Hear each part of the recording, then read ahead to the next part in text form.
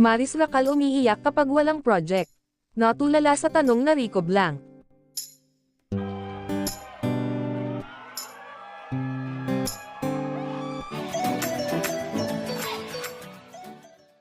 Hindi rin naging madali para kay kapamilya actress Maris Racal na marating ang kinalalagyan niya ngayon sa entertainment industry.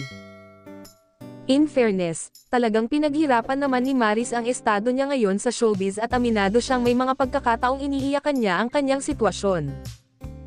Nagsimula si Maris sa showbiz sa edad na 16 sa Pinoy Big Brother All In, bilang Singing Sunshine ng Davao, at makalipas nga ang 11 years ay nakagawa na rin siya ng sariling pangalan. Grabe rin daw ang pinagdaanan niya sa nakalipas na isang dekada at ibang-iba na raw ang buhay niya mula noong lisanin niya ang Tagum City, Davao del Norte para tuparin ang kanyang mga pangarap sa buhay.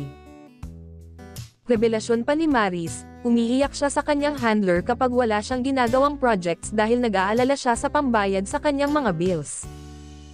Pero sa kabila ng mga pagsubok na hinarap niya sa nakalipas na maraming taon, hindi raw niya naisip na mag-quit sa showbiz at bumalik na lamang sa probinsya.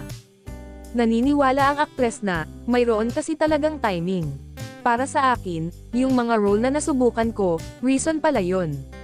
Yun ang reason na naging ganito ako ngayon. Samantala, kinaaliwan ng mga netizen ang naging reaksyon ni kapamilya star Maris Racal sa isang tanong na kailangan niyang sagutin sa game show na Rainbow Rumble.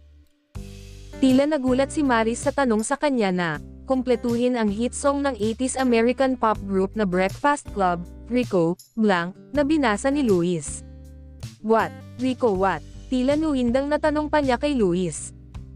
Dahil sa pagiging competitive ay nauna pa rin ang aktres sa pagbuzz, ngunit tila na-freeze ang utak sa tanong at sa pangalang nabanggit.